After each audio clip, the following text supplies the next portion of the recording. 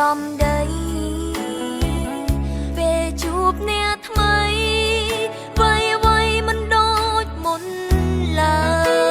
យបងឈានជើងចេញទៅពេលដងអូនចាប់ផ្ដើមឈឺខ្លាំងហើយសោកពីផ្ដាំចុងក្រោ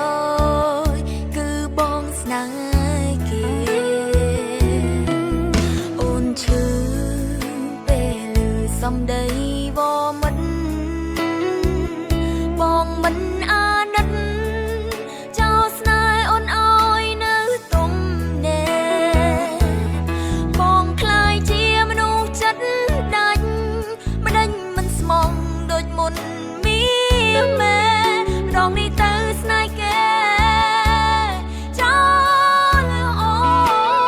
នម្ដងមកស្នេហ៍អូនម្ដងទៅស្នេហ៍គេ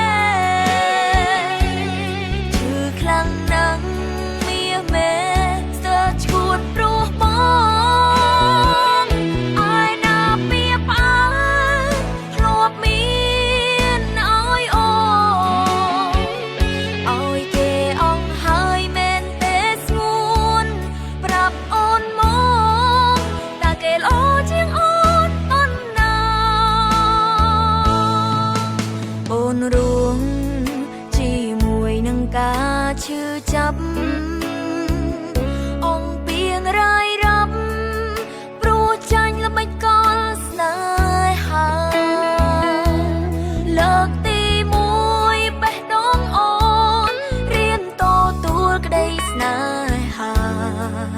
ឯនៅត្រូវស្រក់ទឹកនេត្រាឈឺផ្សាព្រោះតែប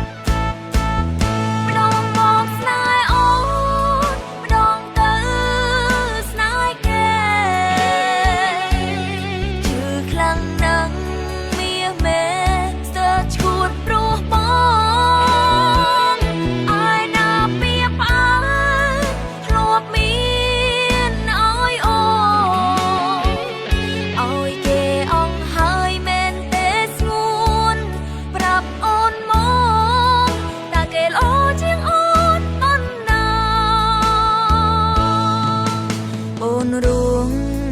ជាមួយនឹងការឈឺចាប់